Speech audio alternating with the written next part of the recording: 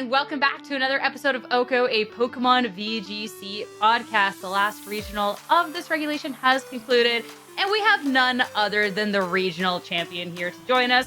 Also, world champion, just top trainer all around, Luca Ceribelli. Luca, thank you so much for joining us. How are you doing today? Thank you very much, you guys, for having me. It's pretty good. Like, all the past few days have been kind of going about my day, but just every 2 hours and a half, like, go check YouTube back, just see the recording, because I kind of like seeing myself winning. So actually, this week has been pretty damn good, I'd say. I'm glad to hear that. I love the check back. I know a lot of people that, like, even after just having a good run, will go back and check the matches. So a win, yeah, I don't blame you. Also joined here, co-host Joe Brown. Joe Brown, how are you doing today too? I'm doing well, Sarah. I'm very excited for today. We've wanted Luca on the pod for a long time. We always want to get more international players to show up on the pod. Our listeners are always clamoring for it, and it seems like every time we get an EU player there, we had Fede, we had Marco. It's just because Italy is so great at this game, right? Yes. Honestly. Too strong. But where do we want to start this? Do we just want to dive right into it? Talk about Stuttgart, final regulation H events? I think so. Thanks for that. Thank God for that, I'd say. As I said, like, I didn't really enjoy Irrigation as well. Luckily, like, in the end, I managed to find a team that I liked, but other than that, like, it wasn't pretty. Also, like, every time, like, the first few rounds of any regional were terrible, because you had to play into a lot of people just mashing Dark Claw into my Typhlosion, so it wasn't pretty, actually. One last Dire Claw to rule them all, you know? Yeah, you're definitely not alone with the thank goodness this regulation is done, because I definitely am. I'm happy for it to be said and gone. So I think first off, maybe just talk about the team for the tournament too, because you said that was something too, that you finally found a team that you like, right? Yeah. And we get to see a team that has similar elements to even just LISE team. We get to see a Suzumi and Typhlosion not on a Torkoal team, right? I want to talk about then this team, and was it just inspired by, or like where'd you beat this one together? I think it was a good fit going into the weekend.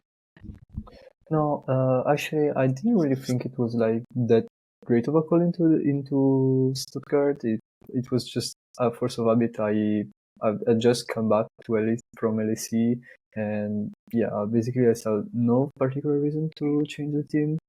Obviously, like, the same technique archetype won, so you could say there are gonna be a lot of people hard countering it. And that's actually what I was fearing as well. But I said, my team is still, like, playing a little bit differently from Kinugawa's version. Actually, I think more than a little bit differently. So I was banking myself on just having better game plans into my opponent than the opponents had against me. And also, like, I didn't really want to, like, get back on the grind in the ladder for the last event of the season, when I already had a team that was really good enough to at least, like, I made top 32 in LAC, and I actually thought that I could have gone further, even though I think that my team wasn't perfect, and actually, like, the adjustment that I made, I didn't really even test them, but I was sure that, like, just theoretically there were, like, good adjustments, and they would elevate the team, and actually, like, they did it perfectly in my matches. So I'm very, like, happy with how things turned out, even if the 6-slot Anile didn't really work that much. I brought it, I think, less than 10 games for sure. I think less than 7 as well. But like, it did what it had to do. So I'm pretty okay with the result. Now, when I was watching it, and I like to do this with players, I like to, see tendencies over multiple events and, try to connect dots between different team building ideas. So I'm big into team building, right?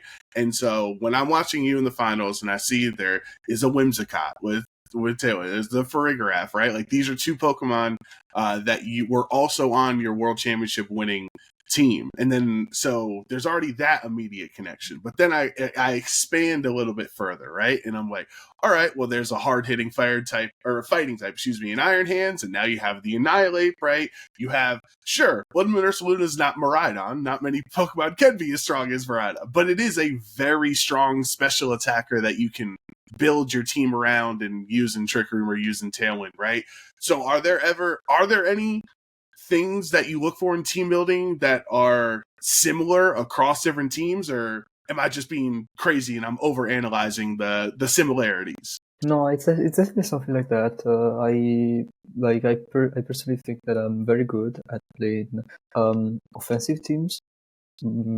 Just of the fact that I don't think that I'm that good at long, drawn-out games where like you trade takeouts and you just bank on your mon, just leaving turns and just doing little damage but consistent. I'm not that good. I'm not that good at those kind of playstyles. I very much prefer like playing much more aggressively, because when you play more aggressively, you basically like dictate the tempo of the match, and if you're the one attacking first, it's easier to outplay, I think, and outplaying is actually the thing that I prefer doing in the when I play, because I'd rather have like one big like be able to create a big momentum swing and then just keep going from that than just trying to win by inertia, just off of the fact that my Pokemon don't die. I don't really like that playstyle, and I honestly I don't think I'm good at it. So yeah, in general, I always look to play teams that allow me to have a very good offensive capabilities. So because when you have a lot of offense, obviously like you force out a lot more plays than from the get-go, and forcing out commitments can be punished really well with a lot of safe plays as well. Like if you have a good team, you have just enough of a defensive backbone, even if you play a very offensive team. For example, for me, like Farigiraf is still like a good, decently good Pokemon defensively. In Sinnoh EV, it's like instant EV, so like it's going to tank a lot of damage, and basically just in itself, like I have good defensive synergy, so just off switches I could punish a lot of commitments, just but without actually risking anything. So yeah, it's usually something that I try to look for in a team. I think it was very similar, for example, to the team that I played for Older Guy, which was Lunala Miraidon, and also obviously like Arubega, but also the team that I was piloting in Regaf with Heartflame, Overpawn, Fluttermane, Urshifu, and such. I want to ask with the team building, because that's some great insight into just who you are like as a player and all this different team building stuff too. But what I'm curious about, there's not necessarily too many people that have a Pokemon in the game that is their Pokemon, right? And that's something that you got to get after your World Championship win with the Farigiraf. So I've been kind of curious, like, is that something you even just, okay, I kind of want this on my team now because you have one in game? Or is that actually like, is there a little like, maybe I can have this for the extra aura on my team as well? Ever a thought? It's actually one of the main reasons that I started to to play with this team. Like I thought that in general, like it was pretty well suited to my capabilities, but at the same time, like the first iterations of the team just felt way too do or die in like the phase where you had very little way to reposition. So it most of the times like the game just basically felt I was playing Whimsicott and Typhlosion and go for Eruption Sunny Day, and then if things don't work out, I just lose. So I didn't really like it at first, but I kind of pushed through, because I mean, yeah, like going to play a tournament with my own Farigiraf doesn't look out bad. And so I decided to do that, and like I think I got better at the team, so it was pretty good.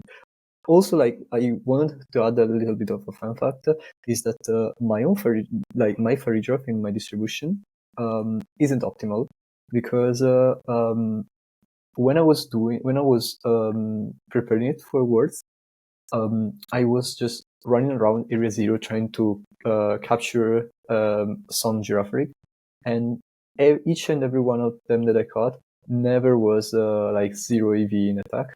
And by like when I was like 1 hour and a half in, I kept not finding any 0 IV Farigiraf. And I'm like too lazy to get a 0 IV Ditto. So then I don't even know how you manage to to get the eggs in Scarlet and Violet. So I said, yeah, like that. I will just check which Farigiraf is as the least attack, and I will keep it. And so I was stuck with these eight IVs Farigiraf, which I ended up winning Worlds with. So you're welcome to every person who has like my Farigiraf. You don't have it. You don't have like an optimal one because I was too lazy. And also like in LIC, I faced a macro player which had foul play. So foul play did.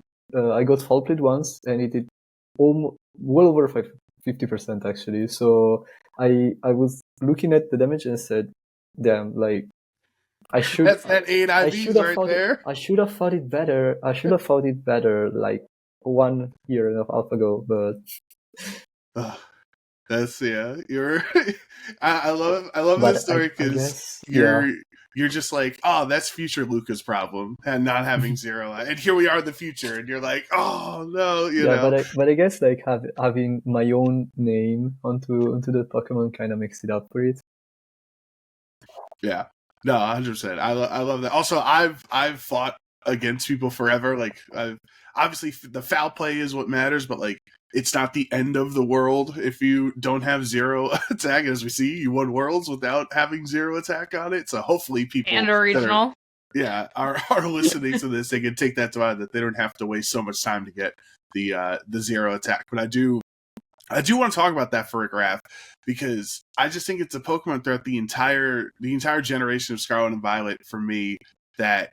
You know, it's the cliche, like, when I watch you use Farigiraf, it tanks hits better than when I use it, and it does more damage than when I use it. And so obviously you're just so well trained with the Pokemon, but like, what advice would you give to successfully use Farigiraf in settings for it to be both offensive and defensive like you've been using?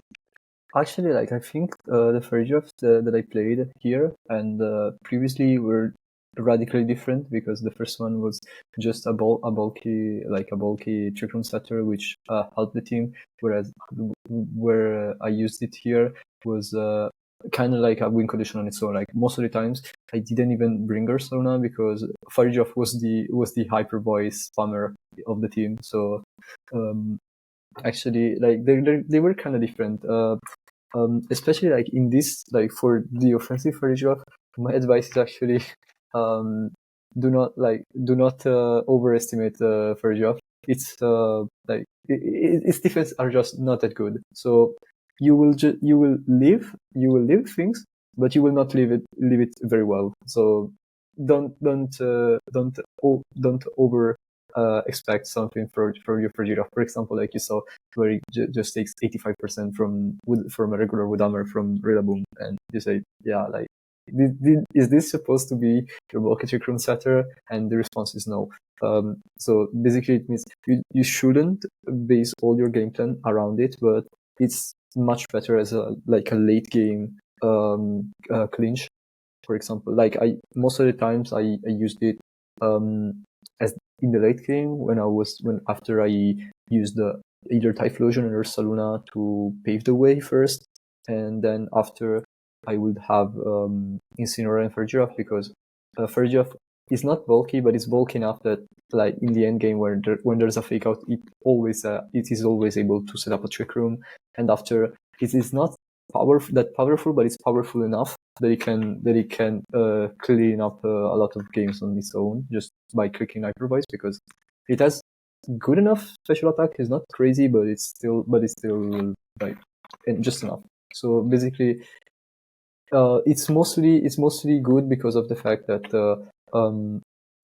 stat-wise is not a great, but you kind of have to have it like that, because otherwise, like, its ability is just too good, and it allows you to basically completely forget about a specific part of the game when you have it. For example, like the Trick Room in the end game are kind of unstoppable because because Pokemon are very chip downs, and they keep getting hit by spread move that gets stronger after the first use, and so yeah, like it gets difficult to reposition around it, and if you don't have Fake Out, it becomes very, very difficult to break that. I mean, this team overall is just so strong. Like, we're talking about the strengths of Farigiraf, but everything else on this team too. I'm gonna pull this up because you're like I don't know why LASE seemed like it was 1.5 million years ago, but yeah, you played a similar thing there, just switching around Pokemon. I'm like, oh, like you must team. No, you played this Hisuian Typhlosion as well. I'm just silly, so don't mind me. But like overall, like we've gotten to see a lot of like Sun kind of really rise up near the tail end of this format too. Like Las Vegas was crazy, and then LASC we saw a lot more of like the Whimsicott and Hisuian Typhlosion. And then going into even Stuttgart over the weekend, there's a couple of different variants of Sun teams all in the top 8 too. And so, like, landing on this team more so near the tail end, obviously a super, super strong team. Do you think it's a team that couldn't really exist near the tail end of this format, considering the ups and downs of how a format goes? Is it just something that people didn't really fully understand how strong it was sooner? Like, how did this all like perfectly come together to take down this event? I'm not sure. Like, I think a lot of people just didn't think it was there was a good enough time to just learn the team itself anew. So very few people brought this archetype to the tournament, and basically the only other two players that did good at this event, which were playing the Kinagawa's version, were both my friends. One is Sebastian Lully of Apron, which who kind of Furymoned with me in the in the week from LAC up to Stuttgart, and he helped me a lot in the with matchup prep in the Top Cut, and like since I talked to him a lot, I kind of taught him a little bit of like how I was playing the team, but like he's a very good player on its own, and he managed to make top 16. And the other is Luca Rossignoli, who I didn't talk to beforehand, but he was bringing like the Kinagawa team, and we talked a little bit at the tournament, and I was able to help him a little bit with a couple of matchups, and he was able to do a very deep run as well. But other than that, like there were many people that kind of picked up the team. So, and on top of that, like there weren't any people that played my version. I was the only one doing that, because like it's kind of its own thing. Like you see like the six Pokemon are like 5/6. That's the same, and the only thing that changes like the fighting type for another fighting type. But when you look at the stat, actually, like you see that 3 out of the 5 stats are radically different. Like Whimsicott being Sash is actually very, very different because it plays more aggressively, and also like does several times more damage. And both Incinerate and Farigiraf are more offensive prone, I'd say. Like you won't see it really with Assault Vest, but actually like U-turn kind of changes a lot of things, because it just stacks up a lot of damage over time, and most of all, more than being able to get the special defense, it allows you to kind of forget about your bulk investment, which means that you can go all in on attack. My Incineroar was very, very invested in attack and made it so that I was kind of evident at the secondary win condition because it was doing so much damage, especially in the end game. And yeah, also like Farigiraf is radically different because it's first spray. It's not a support Pokemon like Kinogawa's version was. It was actually the sweeper itself. So a lot of times I was banking myself with people expecting I will use. I would rely more on Ursaluna, for example, but instead I wouldn't even bring it, and I will have Farigiraf just to do the damage to clean up the end game. And so yeah, regarding instead like the matchups, my understanding was that there will be a lot of Tyranitar's. Because the fact that I mean you see it like Tyranitar is very good against this team, and but the only thing that I hope was that either people made the correct choice, which was because the standard Tyranitar build all lose to the Volcarona balance builds actually, because they have a very hard time breaking through Ursaluna and Basculegion, and Volcarona itself as well. Like they don't get to it fast enough to really patch the negative matchup that all the Tyranitar companions have on Volcarona. So. But like this is something that I fear that not many people knew and will say, yeah, like I will just play Tyranitar because yeah, there's Volcarona. I will beat Volcarona as well. And so basically it means that if they face the Volcarona, they lose and they discover that it's not a good matchup. But at the same time, like they brought the team to the tournament. If they play me, they actually have the matchup. But that didn't happen. I actually didn't play a single Tyranitar this whole tournament. So I have to thank all the Basculegion bros for me that kind of wiped the floor with all the Tyranitar. And thanks Eric, because the finals would have been pretty terrible. I was say my Tyranitar propaganda didn't work out. Happy for you, it worked out for you. I'm happy you won, but I'm sad that Tyranitar didn't get there. But you did talk about the attack investment on your Incineroar, and I think that was something I noticed while watching was like.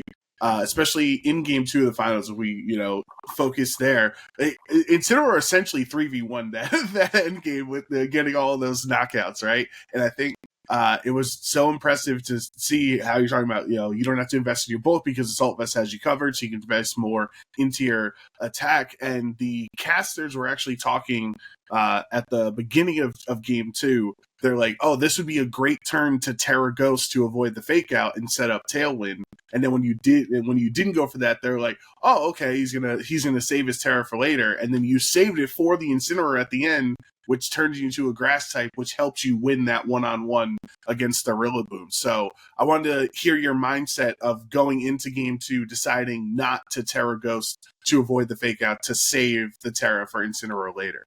It wasn't really for Incineroar, but I just thought that in that position, Eric would go for Protect and Highest Power with the Terra, so I didn't think that I needed to go for the Terra Ghost. Also, like I think I Terra Ghost a lot of times against a lot of top players.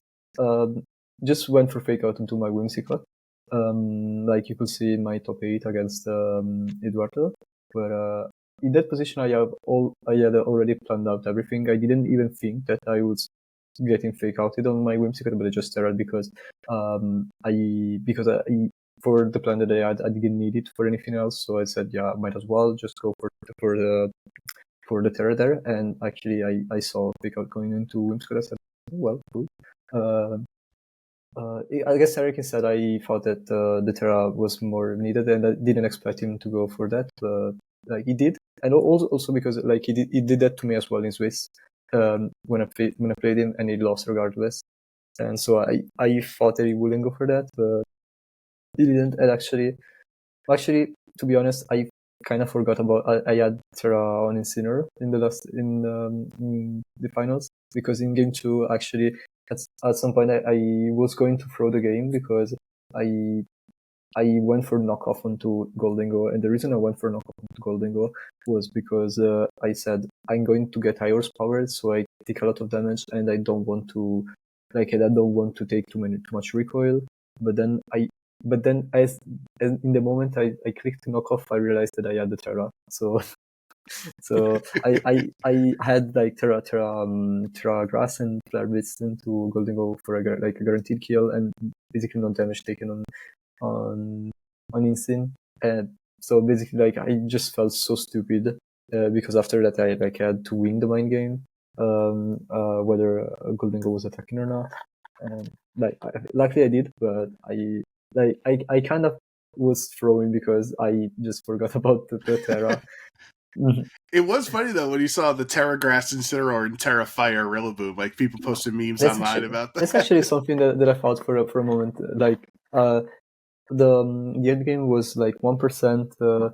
1%. Oh, actually, like I'm the fire type, but I'm Terra Grass, and this the grass type, but it's Terra Fire, and the other 99% was please don't crit me.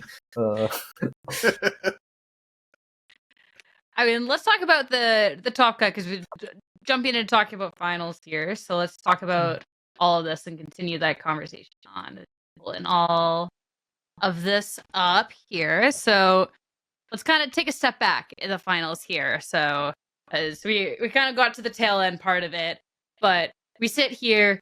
You've just been hoping to dodge Tyranitar. You have, Tyranitar's down here. You're going up against Smeargle Primarina, all of this good stuff. So I want to know, just like sitting down then, like how you just kind of felt going up against this team, especially too. Rios is a very accomplished player. So like, how do you felt just even going into finals in the first place too, especially since you had like talked about the fact it's been a long time since you won a regional. So I'm sure that's extra stress too, right?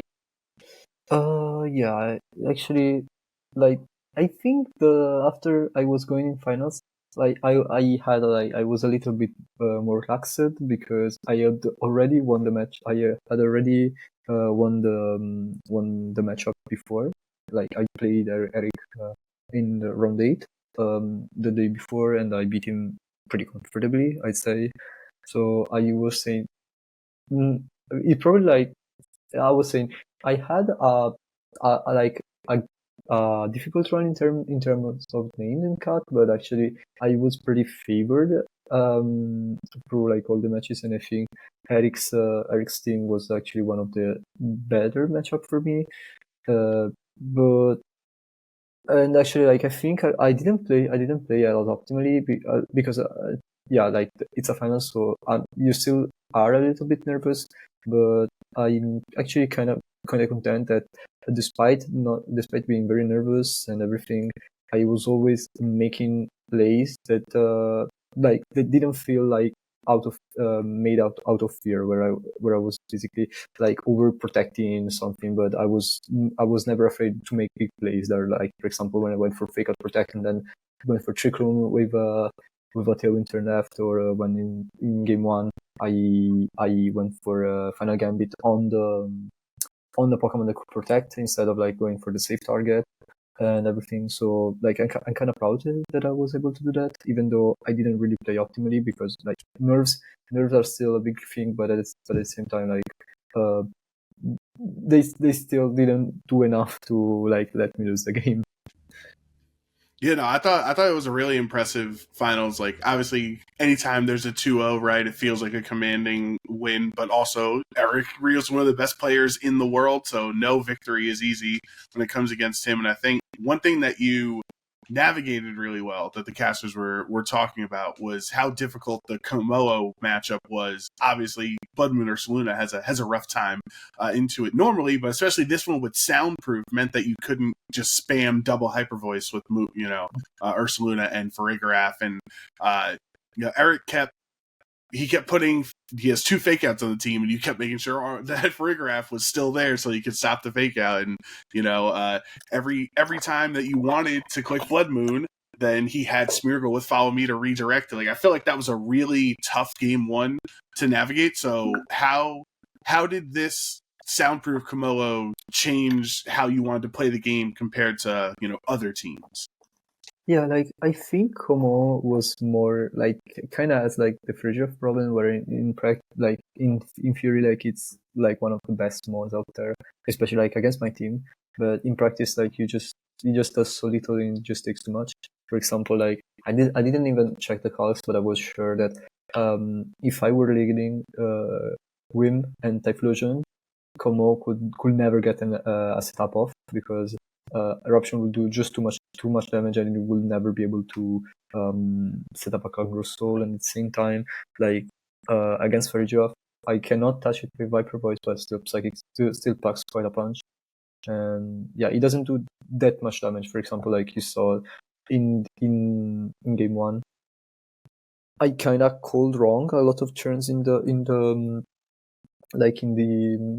where I was in Trick Room, but I was really sure that actually like my Pokemon were stronger than common, so they could afford like to mix a little bit. For example, like I knew that my Ursula Blood Moon would always survive like the cleansing scales and the cleansing scales plus the life orb, and yeah, like I lived it pretty comfortably, and also like at +1 I went for a Blood Moon and did like more than 80%, so with all the Terra as well. So at the same time, like I beat it with Incineroar in the end, which is like supposed to not do very much to it, but Kanji scale still drops the defense, so after some point, Flurblitz does way too much. And also, like, from Eric's perspective, I think it was kind of depressing, like, seeing your +2 mode that, like, you had to base your team around, just go for, like, technically the best move that he could go for and not even make 50% onto Incineroar and just die. I mean, going into it, then you say like, yeah, you beat the matchup, so you even nerves, like you knew you could beat it, etc. And then that gets your first regional 8 when you tweeted out in 8 years. So I want to then talk about the after and like how you feel in that moment. Like, all right, yeah. So finally, and especially too in a regulation that you said at the beginning you didn't really enjoy quite that much. So like, talk to me about that.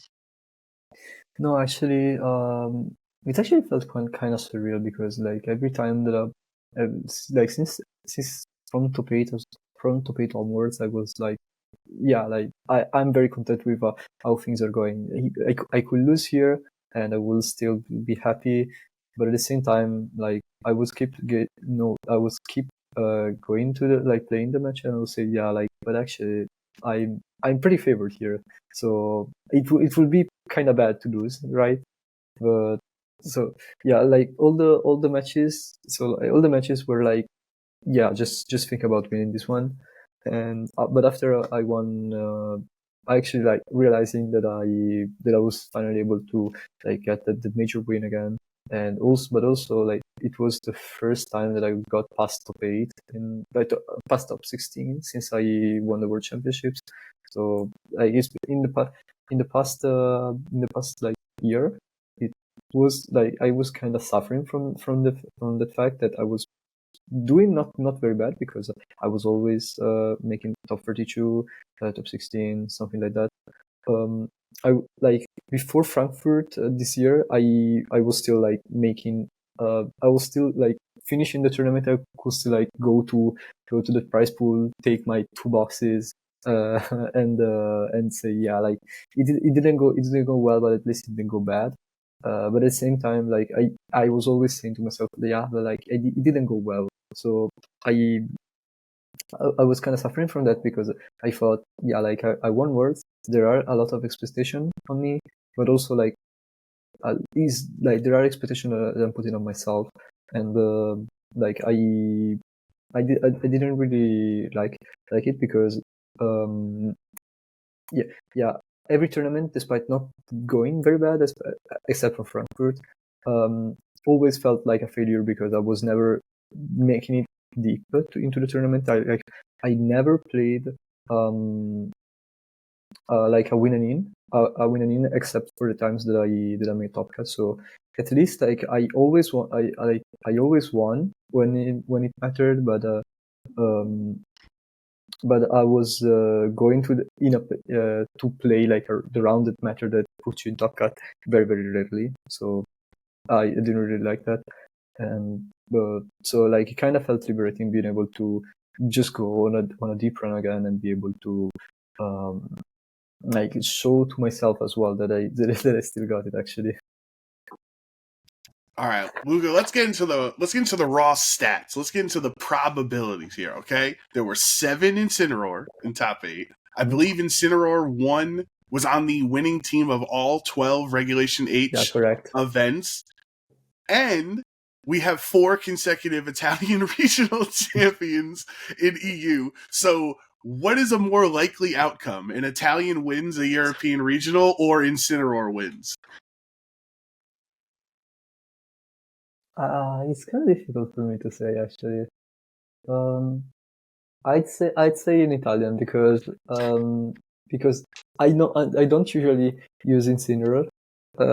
So like I think among the pool of Italians that could win, there's an higher pool of Italians that could win rather than a pool of over. Yeah, like, there's only one Incineroar that could win, but there's like 10 Italian players that could win. Yeah, something like that. No, like it's like I feel it's pretty bad. Like I'm a statistics major, and the way that I said it, they probably like would revoke my bachelor's, but yeah, like you get it. I think like there are a lot like there are more Italians that don't play senior that can win a tournament that player that don't play senior that that player within senior that are not Italian that can win a tournament. Everyone always asking the hard-hitting questions over here. I mean, Italy's dominance in this game cannot just be understated. I mean, you look at top 8 of Stuttgart, 4 out of 8. I mean, you look back at the 2025 season, that was just incredible. Your win for Worlds for 24. I want to know then too, like, why you think that is, right? In particular because Italy, like, it's not the biggest region if you compare to other places in the world, but it's constantly like some of these same players that are consistently topping these events and winning, right? Yeah, like all the time, I think about it myself. I think like the only possible response is like it's very widespread in Italy. So like if like a billion people are going to play from Italy, like there's bound to be a lot of good people, very good people from there.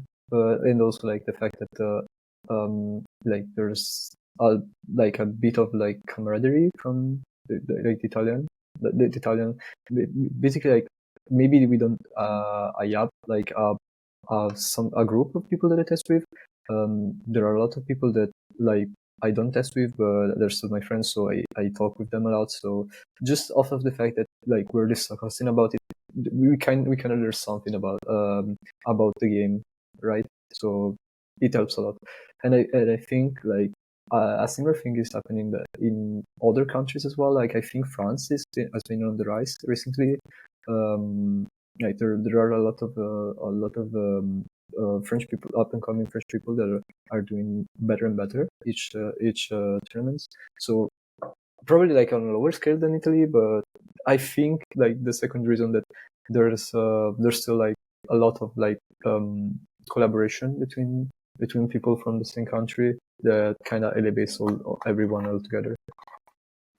Yeah, I think that makes perfect sense, right? A rising tide raises all ships, right? Where if you're playing against the top level players, just like if you're thinking about the Seattle region or the Texas or LA, New York region, right, in North America, like if you're playing against a bunch of world's qualified players, you're inherently gonna start getting at a higher level. And does it feel like, I wonder now that you have reached the zenith of our game, you are world champion, but now you're still performing and continuing to play after that. Do you feel like you're a better player here today than you were at Worlds? Or is it like that day that you won Worlds, like you just can't top how high level you were at that moment? I think I got better. Like I think I got better, but at least like in my understanding of the game, probably like at Worlds, probably like my understanding of the game wasn't as good as it was today. But like maybe I had a little bit more in me at the time, and like that year I don't think I could be able to replicate the results that I made.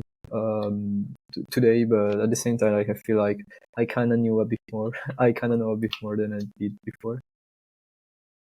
Well, that makes a lot of sense. And you said too, so you've been learning, but you said that you've also put a lot of pressure on yourself since World. So getting this win was definitely really nice. So then what's it going to be like now going forward for you? Is it still going to be that same pressure because you know you can have that level of consistency, or is it like okay, I've proved it to myself, like I can relax a little bit?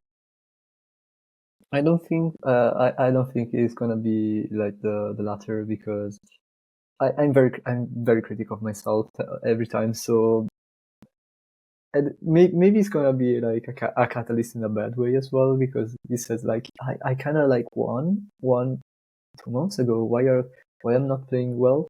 But so I guess it's kind of a never-ending cycle. But yeah, at least I have something to as a caution to fall back on when I inevitably like go do bad at a tournament.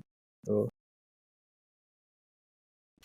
Yeah, I think I think as we're actually, like yeah, I think the best thing to happen to me is that when I lost it, when I Frankfurt, I went 4-4. Like it was actually a pretty huge wake up call, because all like the other tournaments kind of like were like mediocre, but not bad. Like I was still making day two, and at the same time, like a lot of my losses, I always felt like I was very lucky. So I was always saying to myself, yeah, I'm like I actually, if I had just been a bit luckier, I would have made top cut. I would have been able to get the medal. I would have been able to win or something. And even if so, like even if I was looking back at like things I could have done better, I was most of all like thinking, yeah, like if I had just been luckier.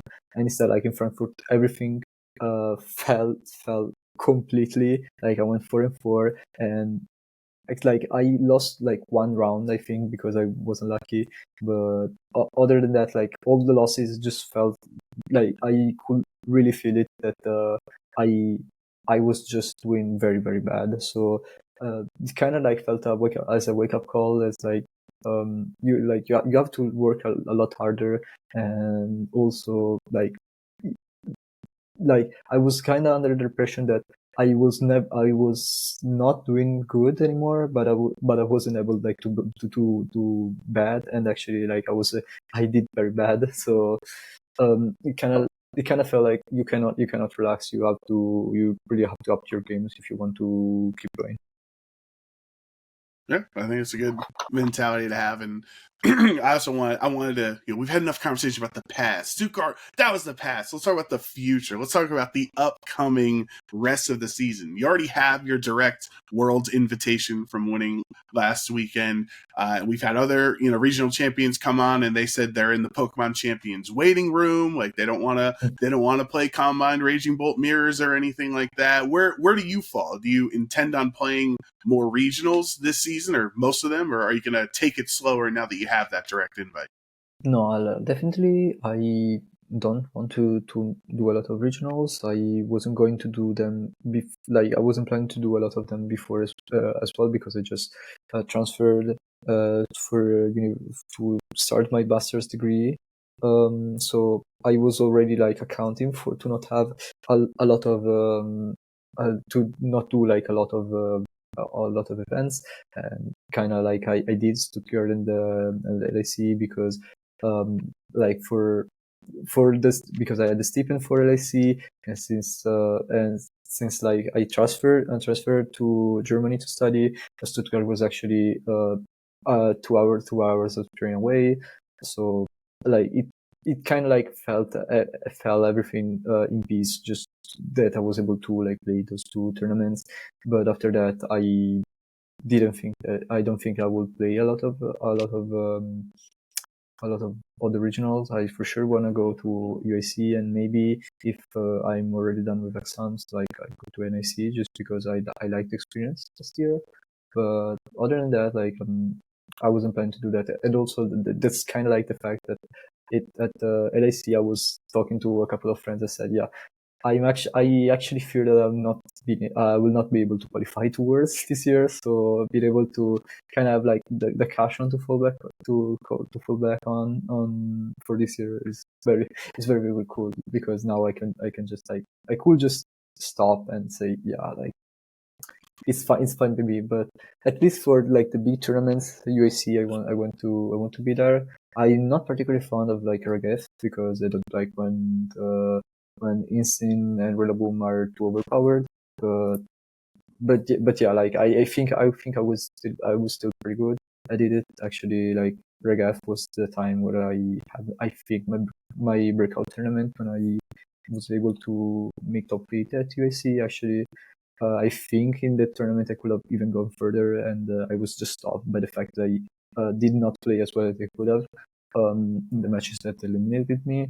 So I kind of want to like redeem myself. So at least I would see there. On champions, I'm not sure like if I want to go on the waiting room yet, because I don't want to wait too much, right? The waiting room may as well like be active until Worlds. So I don't really want to go to Worlds with like Stuttgart being the last tournament. Yeah.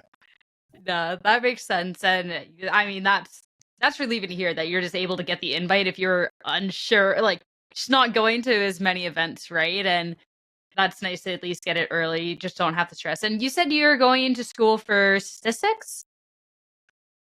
Sorry? Like you're getting your master's in statistics, math? Yeah, correct. Yeah. Do you think that helps with Pokemon at all? Because Pokemon, there's so much math That's and a good everything, question. right?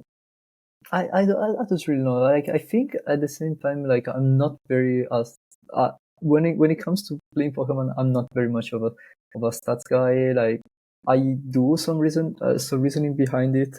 When I play, for example, when I try to calculate the risk of my plays going bad, it's like I calculate, like I say, yeah, it's about as likely that my opponent goes for this play, and in order for my play to go bad, it has to happen that, and it has to happen that as well. So I play a lot on tendencies, but at the same time, like I don't really quantify. So I'm not the type of guy that just has the spreadsheet to save the replays and look at the stats.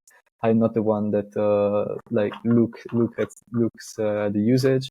But off of the fact that I'm a statistics major, a lot of my friends just every time they get hacked, they come to me and say, yeah, can you tell me what's the probability that this thing happened? And they have like and I go to on the calculator and say, yeah, like it's 1.74% or something, and they just like let out a swear. I cannot say it here, but like I guess everyone that's familiar with Italian lingo knows what I'm talking about.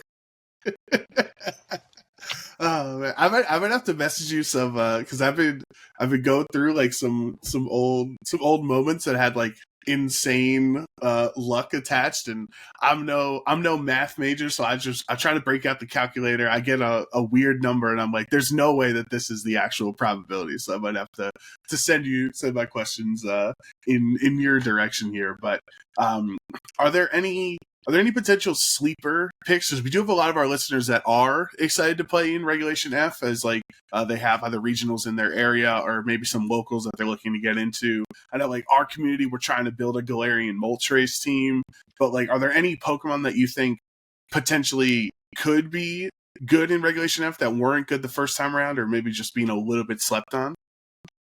I don't think so, but also like I'm not a really good builder myself either, so I won't say like the point is that I like Regulation H. This the power level is a lot higher, so you can't really play a bad mon that has like its niche and expect it to do exceptionally well, because like its niche has to be very very good, and if it was very very good, it would have been like discovered already, and so but it didn't happen. So I'm kind of like dubious about it. I've just been looking through a couple of Regulation H teams, like as we're kind of gearing up for the format. I'm seeing some Farigirafs around.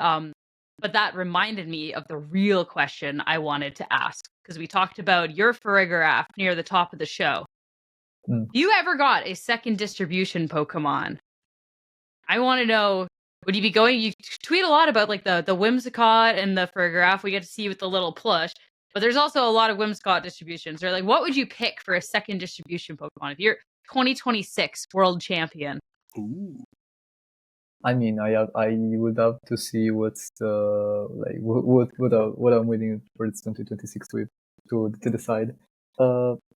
Unfortunately, the point is like the distribution that have like a clear set of rules, so it rules out a lot of Pokemon that I would like. Like I'm a big fan of Ogerpon, but yeah, like would you imagine like being able to like have your own Raging Bolt or Urshifu, because like everyone wants to have one.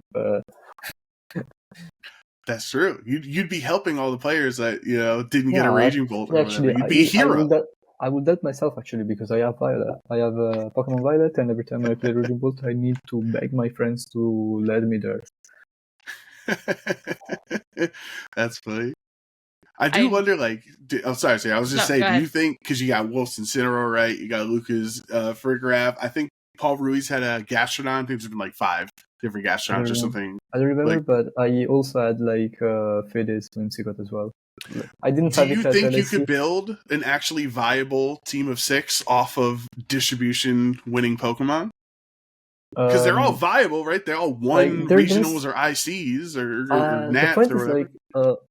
Like there are the ones that are allowed to be distributed. You can't really do much with it. Like you have the backbone, but you don't have like the win condition. Like you have.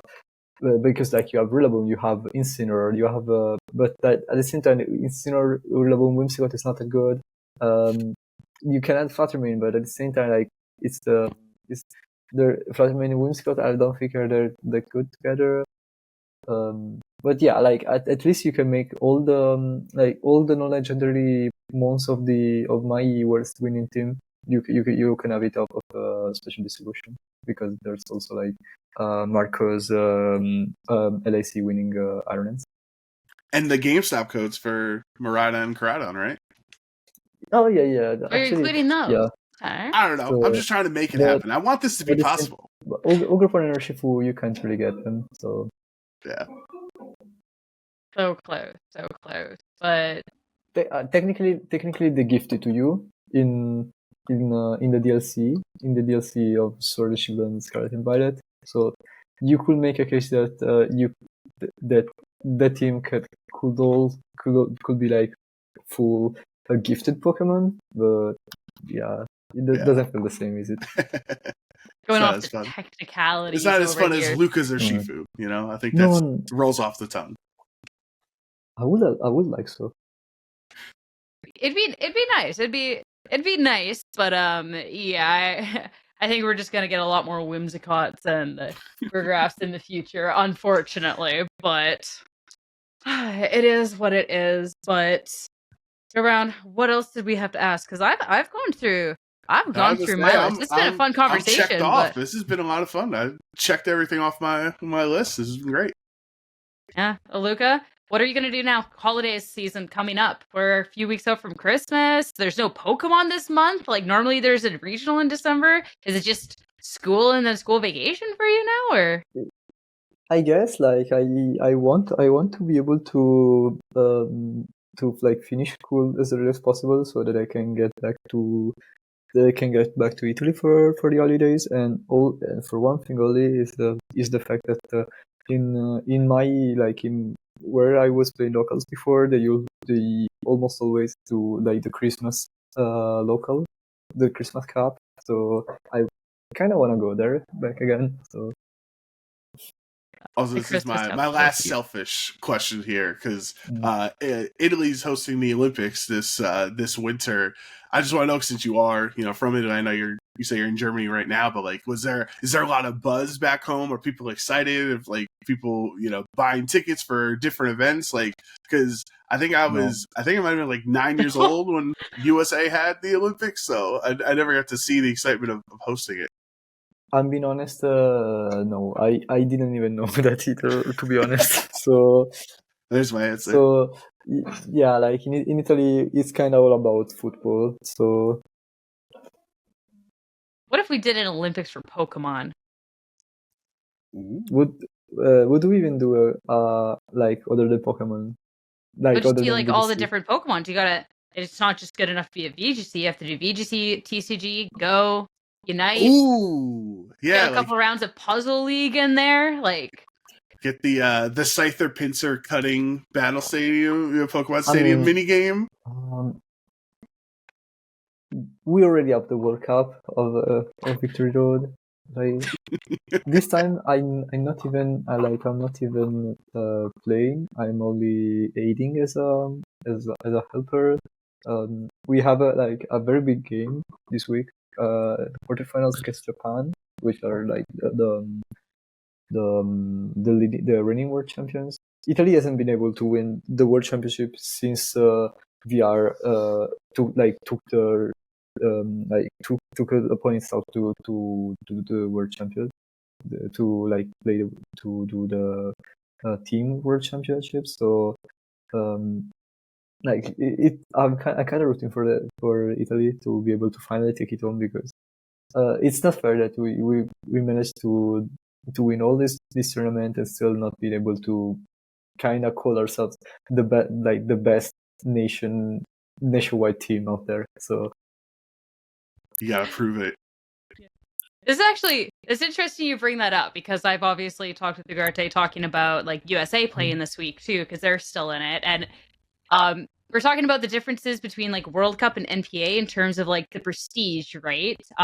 He was like, oh, like NPA you get like custom avatar, like you get prizes on Showdown, whereas for World Cup it's just for the glory, right? glory. But that's It's like just for the glory, yeah. that's what people care about. So yeah, that's kind of funny you bring it up. Why aren't you playing? Just no time with school?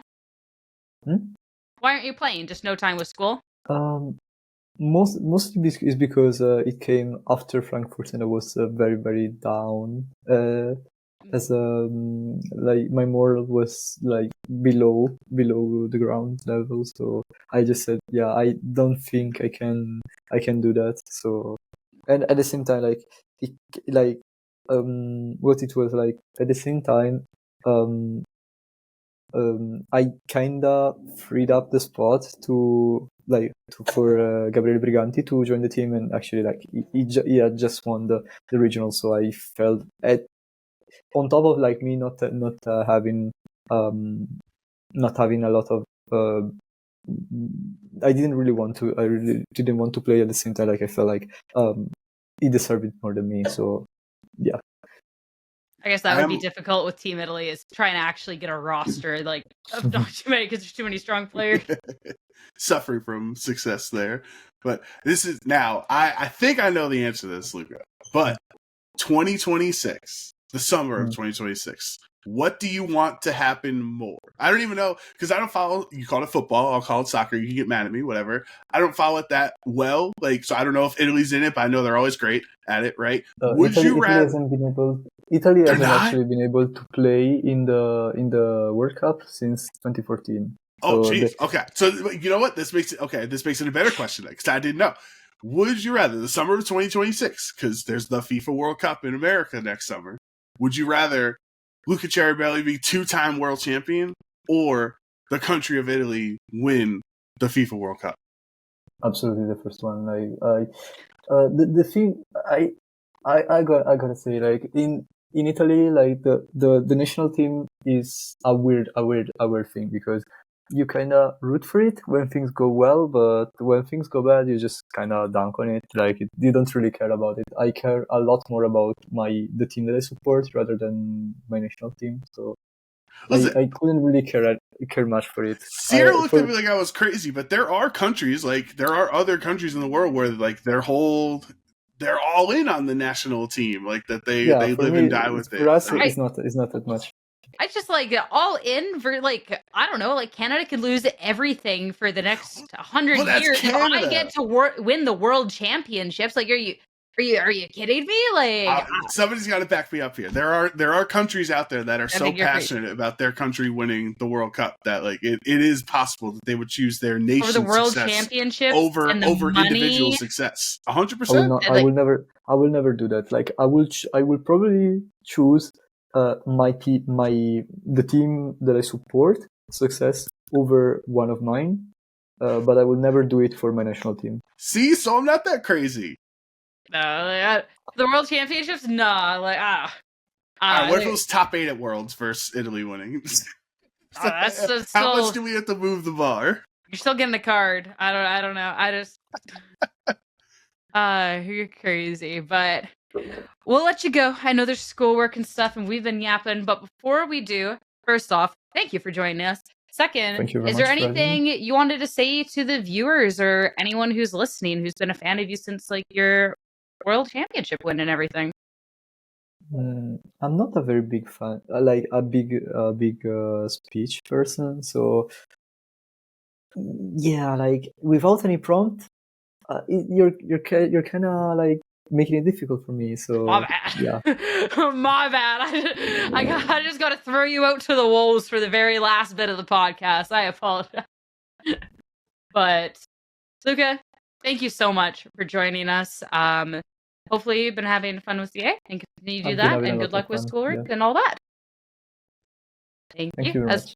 Thank you. As for us, me and Joe Brown will be back in half a second with the power of editing. Stay tuned. And with the magic of editing, we are back. So, not necessarily too much to talk about, but of course there was a new mega release for Legends ZA, so if you haven't seen it, it was on the Pokemon channel. We're obviously going to talk about it, so this is not spoiler free, and as well talk about question of the week and other sort of stuff. So yeah.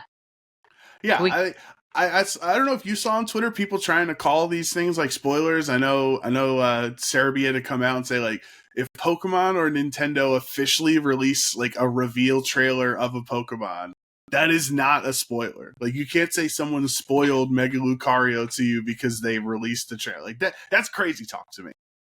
See, I wouldn't call it a spoiler. I will say that I'm definitely someone who, when we're this close to the DLC coming out, as we looked, it's on the 10th. We're currently recording on the 4th. I prefer to just find that out in game. We've had the discussion before where I prefer definitely to just see the things in game rather than see it. It's definitely not a spoiler, though, in my opinion. I can understand why people don't want to see it, but I do think if Pokemon tweeted about it, it is kind of fair game. But yeah. We got another Mega Lucario. Yes, I'm trying to figure out the button. I'm the worst. Okay. You're always so much better at showing your screen here. So, oh my God, why is it just not show screen? I was clicking presentation. That's why I wasn't working because I didn't have a PowerPoint. I didn't have a PowerPoint to show. Okay, I'm pretty sure it is this. Boom. All right, let me know if that's working. Another Lucario. Yeah, all right. Like, zoom it in though. Control plus. We're just talking Lucario. Or there's any of them. It's just they're really small. All right, we'll start with Lucario. That's the new one. I have thoughts, but I'm gonna let you go first because I have to calm myself first to get this out. Okay, well, so my first thought, and I feel like this is gonna be one that then angers you. Then is I think that this design is better than the original. Why? Because the original, what does it do? Let's have some more spikes, and that's going to make it cooler. This design fundamentally changes Lucario, but I have an issue with the fact it's still fighting steel. I felt with like the flattened like steel parts, like it could have been really cool for like a fighting psychic or like a steel psychic or something. Like I don't know. I guess like fighting steel is like cool. Like I just thought it could have been cooler, but I do think the design, because they start to go in a different direction, which I think is inherently so much cooler for the Mega Evolutions, I think it's better than the OG. I just don't like that we got another Mega Lucario. Like let's give some other Pokemon some love. We don't need 2 Mega Evolutions.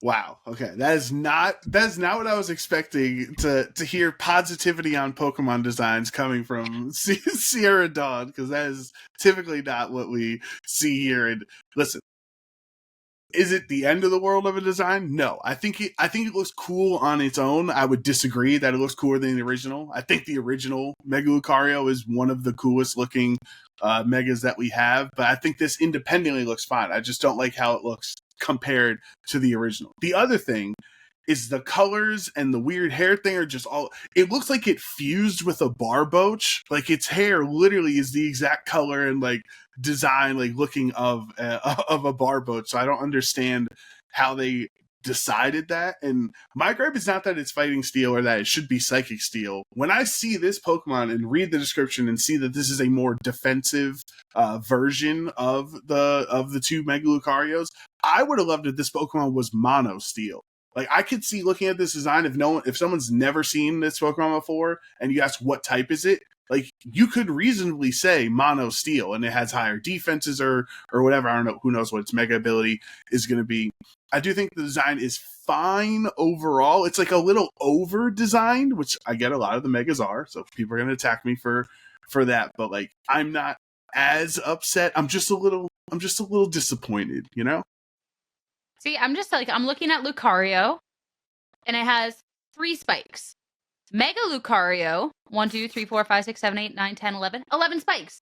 Literally, Mega Lucario is just add more spikes and a little bit extra fur, and this thing is so cool. This is going to slap with the 12-year-olds out there. They're going to love this one. Step and 3 Joe Brown's profit. like, exactly.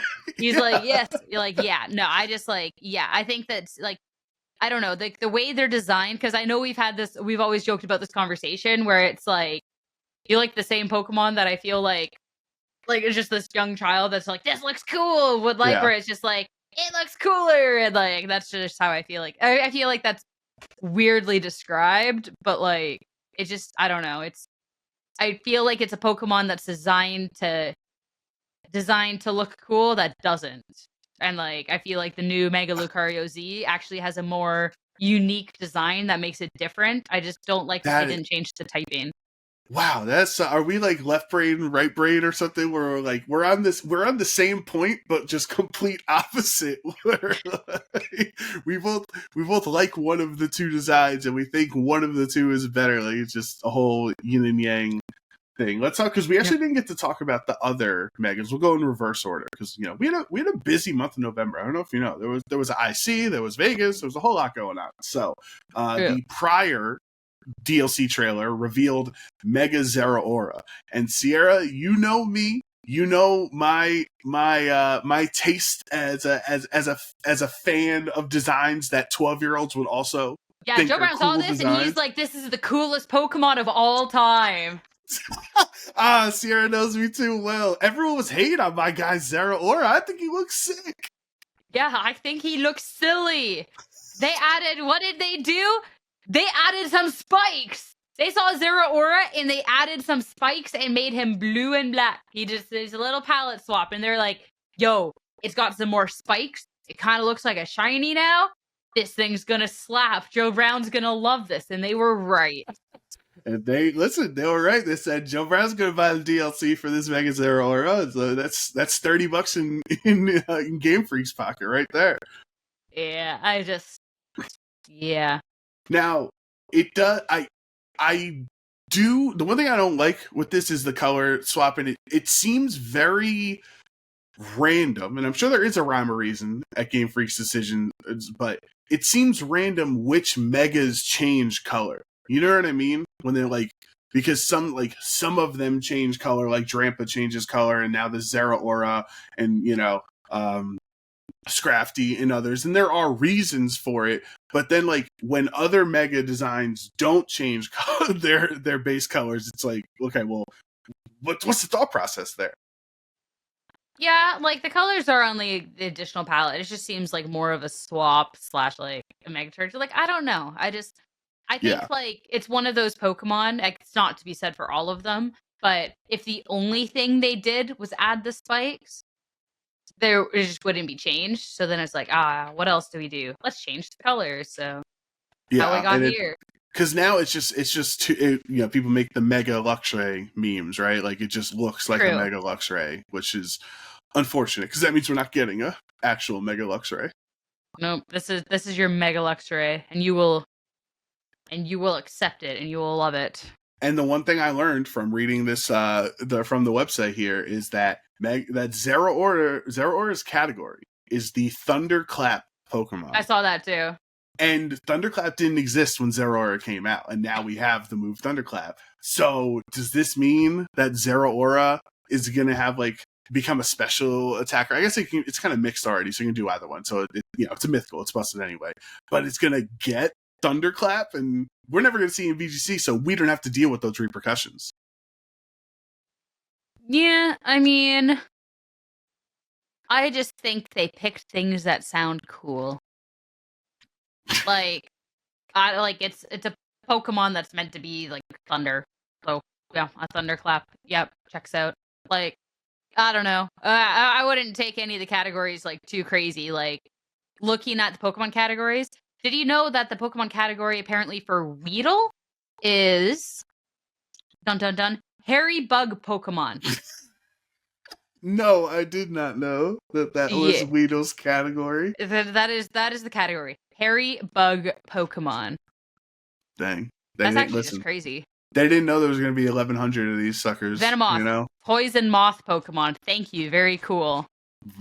Thank you, Game Freak. Very accurate. All right, we're working in reverse order as we continue through this list here. Mega Baxcalibur. Now, this is one... me and the other 12-year-olds might disagree on this one. 2 seconds. Furret category. Long body Pokemon. Famously, the only long body Pokemon. Let's go! Yo, these are actually crazy. Sorry, I'm just really enjoying looking at these right now. Super off topic. Yo, Hitmontop, handstand Pokemon. That's fair. I don't see anyone else doing handstands. Crazy. Are you just clicking random Pokemon and I'm going through the list? I'm going through the list. There's a list of them.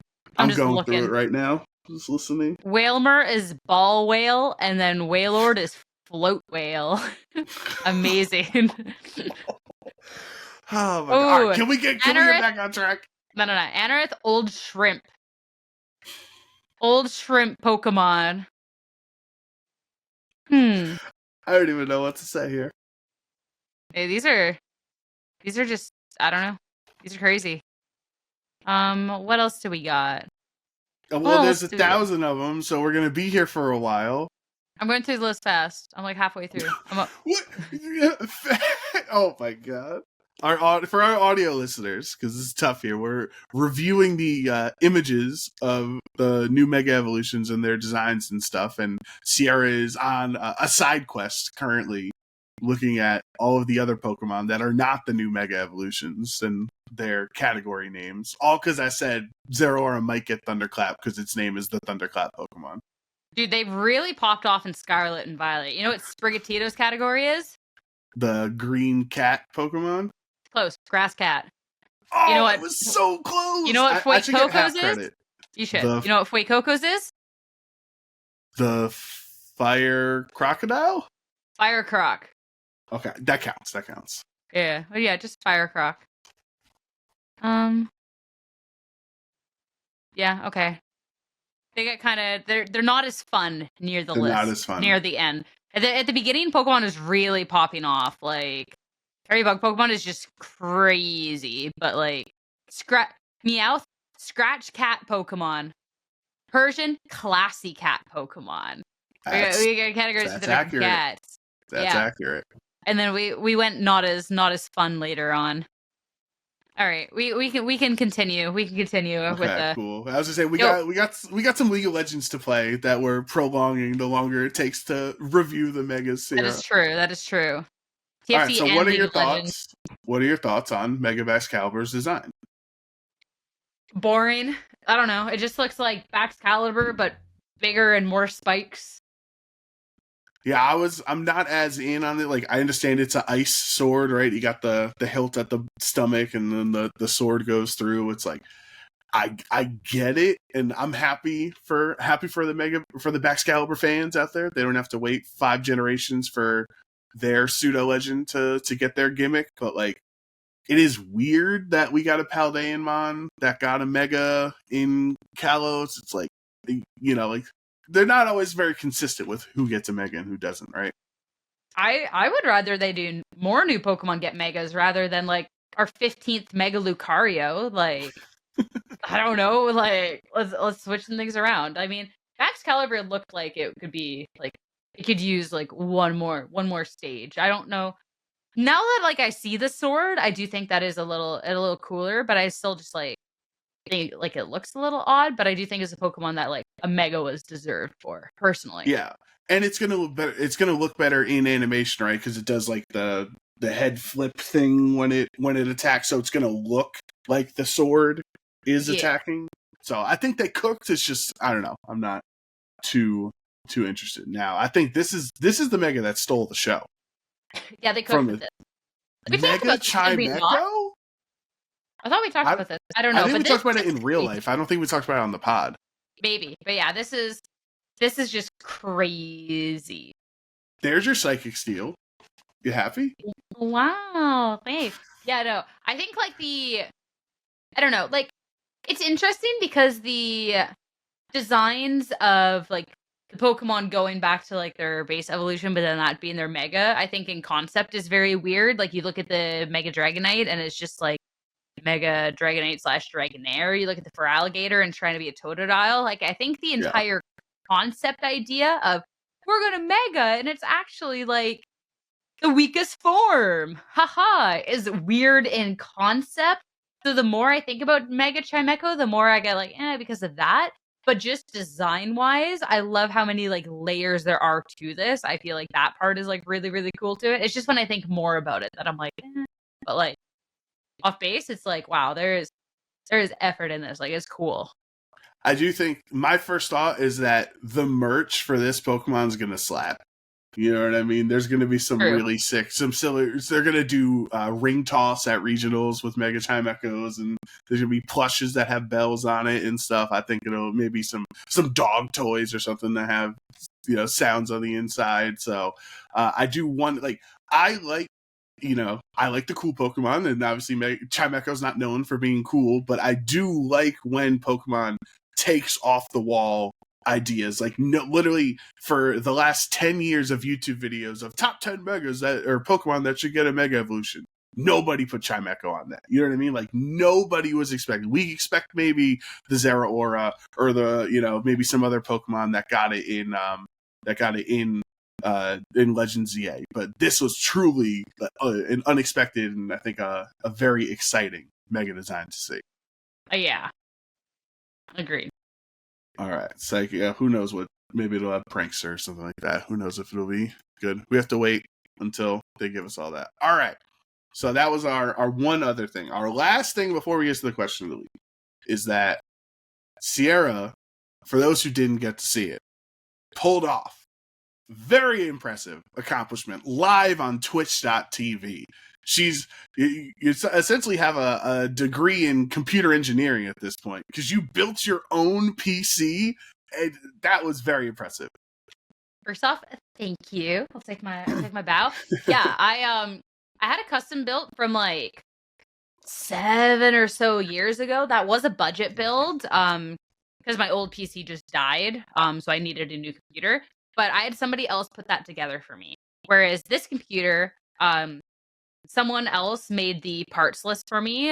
Thank you, McDonald, because he put that all together for me based off of what I wanted. But then everything showed up to my house, and I put this computer together by myself. And as well, for anyone who does PC building stuff, I got it to boot first try, no issues, which was really impressive, especially near the end, because they're always like, people are like, read the manual, it says everything it has. Okay, cool, which is great until like the part doesn't come with the manual, and then you have to go check their website, and then the website's manual is for 4 different versions of the thing, and then they don't tell you what version it's for, so then you're like, okay, well, like there's extra wires and like things just don't fit. So finally, like with the CPU cooler, there was like 2 wires that I just couldn't figure out, so I was like, I'm just gonna unplug them both and see what happens. It worked perfectly. So I just, I'm a genius, solution. I guess. Yeah, because I spent so long trying. That was actually the rest of the computer before plugging in the CPU cooler. Everything else, like, because I thought it was going to be a million wires into the motherboard, etc. And it was just very easy. To be fair, I bought an expensive case that already had, because it was extra fans already all installed, and there was all RGB, so it was already all into a hub. So I only had to plug in the hub. I didn't have to daisy chain those together. That did simplify things a lot, I will say, because I've heard that is one of the worst parts. But I got to before the CPU cooler, and I was like, that's it. Surely I'm missing a bunch of stuff, right? That was just really too easy. It was literally just put the thing, plug in the thing, follow the wires and directions, cool. And then the CPU cooler was just like stupid. But I got it in the end. It is awesome. My old computer was just like slowly but surely biting the dust. Like there's a couple times I went to like stream Valorant and like I couldn't. I couldn't even like stream games in Discord without the computer like acting up. And my job is like content creator and broadcaster. Like I use my computer for work. So with the RAM prices and everything going up, it was like I should probably just do all this sooner rather than later. So yeah, and now I have a very pretty PC that I can play awesome games on, and yeah, I'm pretty happy with it. Listen, you heard it here first, everyone. Sierra had to get an upgraded PC just so she could play League of Legends.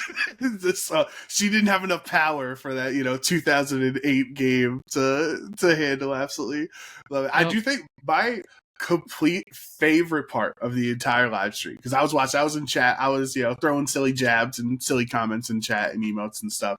My favorite part was when the look on Sierra's face when she was taking the compartments out, and she was so excited for her all white cool glacial PC, and they were blue.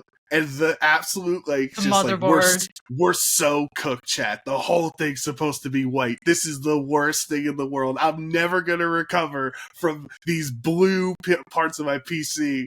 And then she takes it out of the wrapping bag, and it was just the bag that was blue. We're back on top, chat. Oh, let's go. It's actually white. And then the second time she grabbed another bag, she's like, I'm not gonna fall for it this time. I know this one's actually not blue. Oh, it was perfect. There was no indication that because it was like a glacial ice, and the motherboard, because it was for the motherboard guys, the motherboard was called ice, which could be assumingly it's white, 50-50, but right? Yeah, but it was like a glacial white blue with the wrapper. So yeah, I thought you were gonna say, because this is another one where I was finally screw these wires. I'm just gonna try and boot it and see what happens. And I was like, I gotta make sure to actually press the power thing on from the power supply first. All right, awesome. Nothing happened, and I'm like, huh? I didn't press the power button on the actual case itself. So there is just this moment of great, it doesn't boot. That's awesome. You made it capable of being turned on, but you didn't actually turn it on. That's after right. Feeling so smart, because a lot of people will be like, oh, I've tried to troubleshoot, and then I forgot to actually press the click for the power supply to be on. And then I just didn't press it on the case. And then I pressed it on the case and it worked wonderfully. There was also afterwards, this was off stream. Windows was also easy, by the way. I took recommendations and it worked perfect. I forgot to download drivers.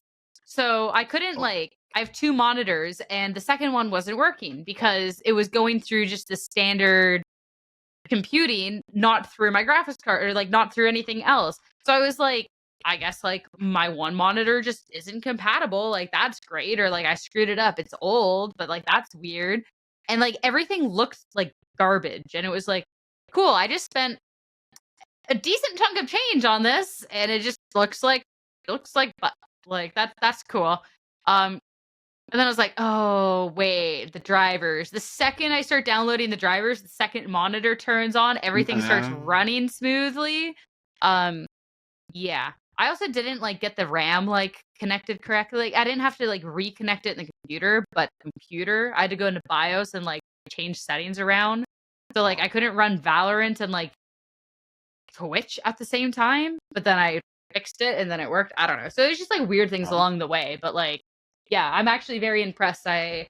I was thought it able to really go all good. computer and like I do don't know this. how you did it. I never would have been able to do it. I think it was, at first I was like, man, are we just going to watch Sierra struggle for 5 hours? But then like, even like chat was helpful. Like they gave suggestions on things, but it wasn't like, Twitch plays building a PC. Like I would say it was like 90% you figuring it out.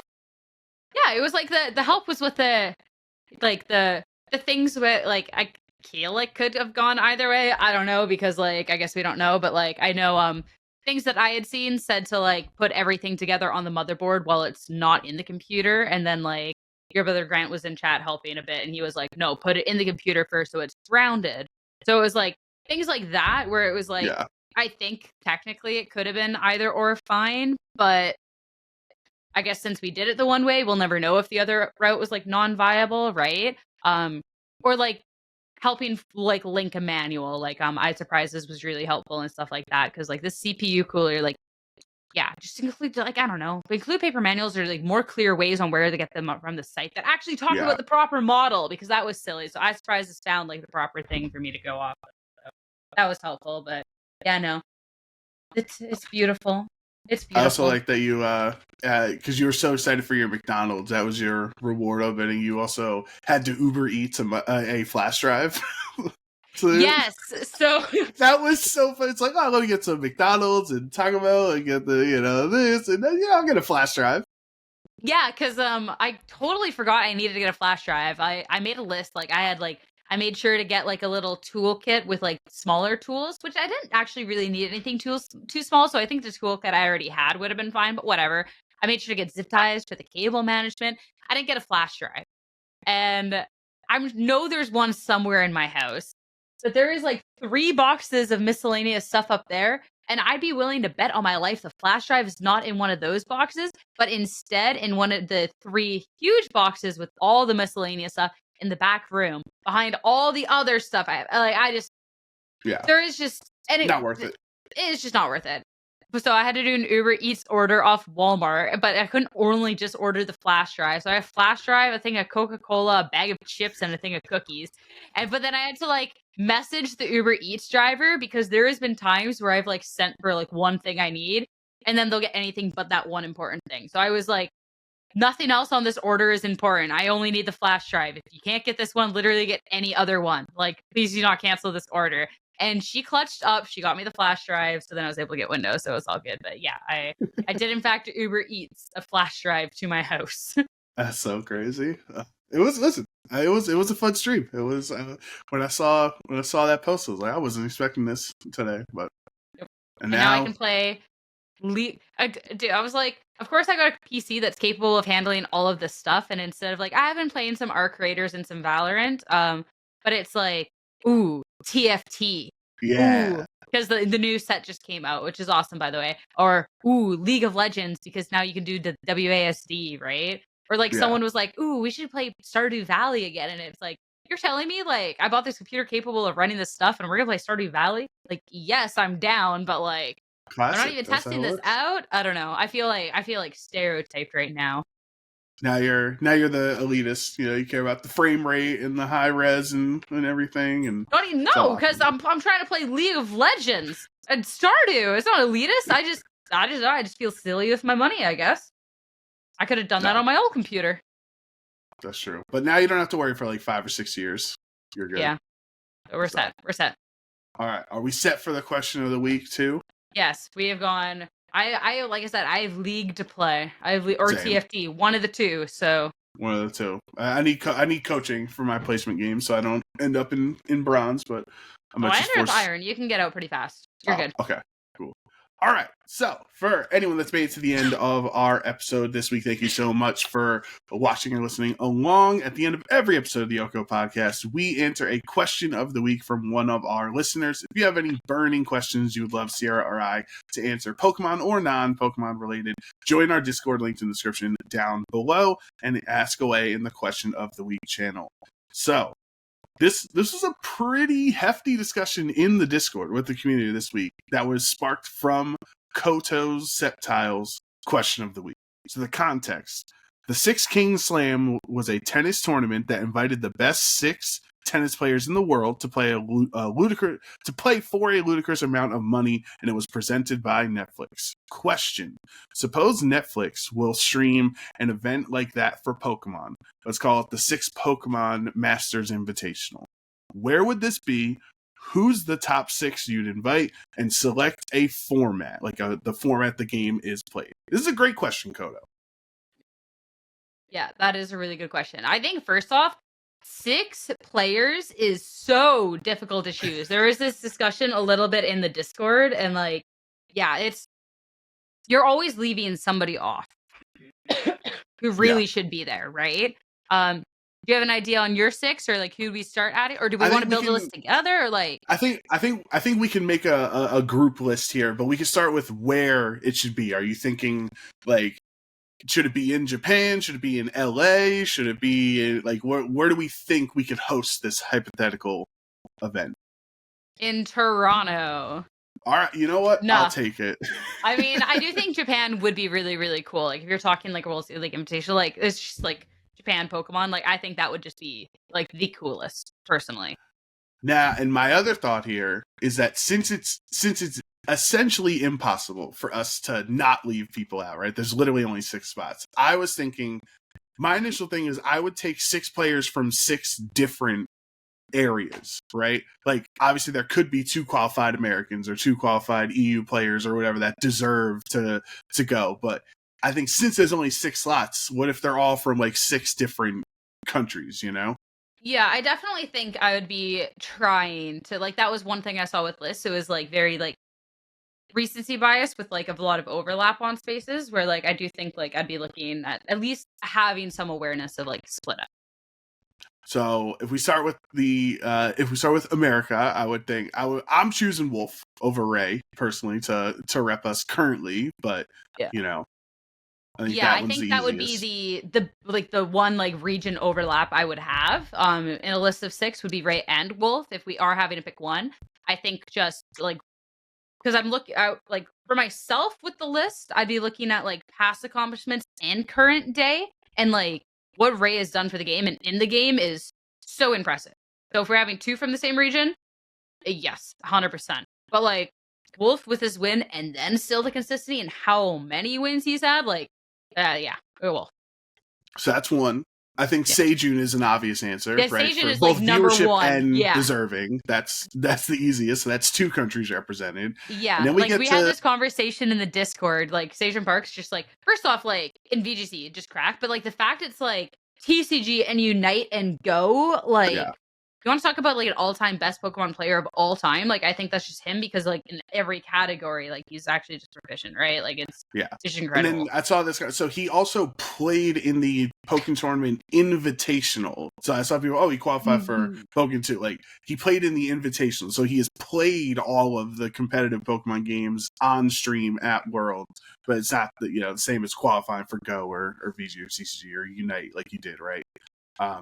But yeah, that's the obvious answer. The other reason I don't want to double up on the American slot is because I don't want to double up on the Japanese slot as well, because there's so many great world champions that you could choose from Japan, right? Like, I think with the recency bias, like we could choose Shohei, or do we go with the more classic viewership move and like the biggest name, which you could argue is probably Shoma. Like Ryota had a great Worlds win too. Like I'm between Shohei and Shoma personally. Yeah, that's the. How do you even go amongst big shoes? Yeah, like that's a.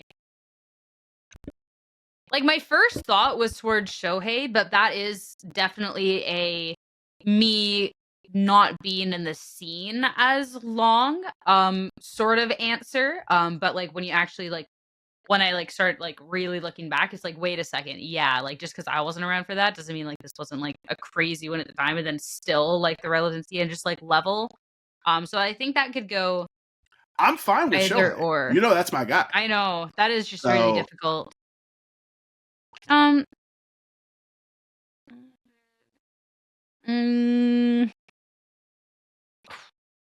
I'm gonna It's like saying It's either tough. answer seems wrong because the other person's left out. I'm gonna say Shohei because I know he's your favorite player, but that one, that feels bad. It's tough because Either even way. Ryota or Naoto would be great answers too. So Yes, tough. honestly. So we have 3. We're halfway there. If we have LATAM representing, that would be Paul Ruiz, right? He's always great. He's always a part of these big invitational things.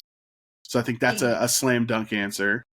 Well, I think too, like this is where the conversation goes with like, are we just looking at world champions? Because I would also, because my initial thought too is, first off, he is a like great just addition, right? Like, don't get me wrong, but if we're doing like region specific too, and not just winners, like Agati is also just insanely cracked. You have Juan Salerno, like that's like it gets to be like really difficult. But if we're only doing world champions, then it definitely like solidifies it. But like my so what do we want to lock in? Like, my do you thought was want Agati. worlds? Okay, so we're able to open it to more than just world champ. Okay, cool. As you I think probably that's fair. tell by like a guess that I want, like I'll probably pick to represent Europe. But yeah, like I was thinking Agati, especially too, just like with the recency too, and just how long. Like I don't know, like. The other option is Renzo. If we're opening it up, that is true. He's won 3 regionals, top four to LAIC, and he won a Players Cup. Like he was a part of the Players Cup Invitational, which we brought up in the Discord. Excuse me. That this was essentially an experiment that Pokemon did do during the online era, where they had 8 players. And Renzo was a Players Cup champion, so like that could work. These lists are difficult. It's tough.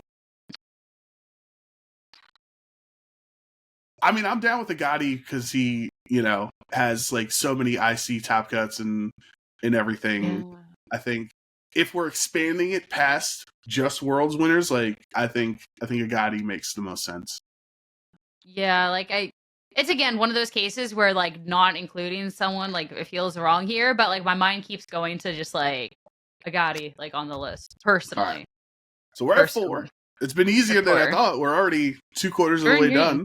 And now we're at EU. I expect what your EU answer I think that's just like the easiest Marco Silva answer of all time. Like it's not anything. Like this is the reason too where like I would want the list to not just be world champions. If it is like including world champions, then like I mean Lucas is just a great answer too. But like I think just like Marco, like you see like all the international wins he's had, you see just the level of consistency, you just see his level of play. Like it's just like if you're talking about like the people that you want in like the World Series Pokemon-esque sort of thing, like that's who I'd want to see compete. I think that's kind of the same, like I think that's the same like the line of thought without really realizing it when it was like Agati versus like someone else. It's like this is who I'd want to see compete like here in this space, right? And then I think Marco is like same thing. Like I'm in agreement with you on Marco since we're expanding past Worlds, and now this is like the hardest part, right? Because the 6th slot, not only is it hard to choose the proper 6th person, but it's also we're leaving 20 people off on the list that also could be the 6th slot. I think this is the sweatiest part. See, like this is personally where I would say like it's tough because you're leaving out like a lot of different regions, including Australia, etc. But this is where I'd actually consider the double up and say Ray personally. I think that's our cop out, but it's a fair cop out. I don't even think it's a cop out. I just like if like you're like here is a tournament with Marco Silva, Gabriel Agati, Wolf Glick, like Zacian Park, with Shohei Kimura and Ray Rizzo. That's just like I just like there is not a list of 6 that I'd be more like oh my gosh about. Like that's just crazy. If we're holding it in Japan, doesn't Ray live in Japan, right? Like, so he probably has some friends or fans out there in Japan that would show up for this hypothetical event too. Yeah, it reminds me of like the Players Cup Invitational where it was like, like he was like the final boss. Like I feel like like there's still like I would feel like I don't even feel it's a cop out answer. Like I just Well, no, That list just not seems in right. yeah, not in a normal list. I was saying from the setup of only one person one for per region. country. Yeah. You know what I mean? That was all I was saying. Yeah, he's Yeah. obviously deserving for sure. Yeah. But like, I feel like that list is like, personally, like, again, it feels bad because there's a player that should be like also on that list and also on that list. But if you're like, this is the 6 people for the World Series of Pokemon or whatever, I don't know. I'm not really familiar with Town, so I don't know. But like, you told me like these 6 were competing, I would just be like, oh I'm my tuning God. in. Like, I would just mind blown. Like, that's just everything. That is like the moment, right? Like, that is just crazy. So yeah, I'm tuning in to watch Ray Rizzo and Wolf League one more time. You know what I mean? Vision Park versus like Ray Rizzo, like Marco versus Ray. Like, I don't know. It's just crazy. It was just crazy. Yeah. I wish they asked us top 8. Dang it, Netflix, for only bringing 6 tennis players. Because if it was top 8, it would have been easier to fit multiple of our answers. But yeah, it's like a lot of those, like, I feel could be pretty interchangeable and they'd still be like really like just great to the tournament. But if you had to ask my 6, I think that would be the 6 that I would say. Yeah, I think we crushed it. I think everyone's gonna enjoy this. Yeah, I would love to hear other people's like 6 too, because like there are so many different people that should be on the list too. But anything else for us, or is it time to go cue some league? I think it's time to roll down for my 3-star Yordle board, and we'll see what happens. Yo, Yordles is super fun. I've playing lost every Noxus. Yordles game I've played. Oh, literally, every Yordles game I've played, I've been top 4ing. So I don't know. I've been playing Noxus. A skill diff. Maybe it is just a skill diff. Maybe you deserve to get placed in Iron. But we'll find out. All right. If you made it to this point of the podcast, we have been yapping, but thank you so much for listening. Enjoy, whether you're practicing for Regulation F, playing some TFT, some League of Legends gameplay, or anything else, or just simply getting ready for the holiday season. We'll be back next week for some more OHKO. Thank you all again. We'll see you real soon.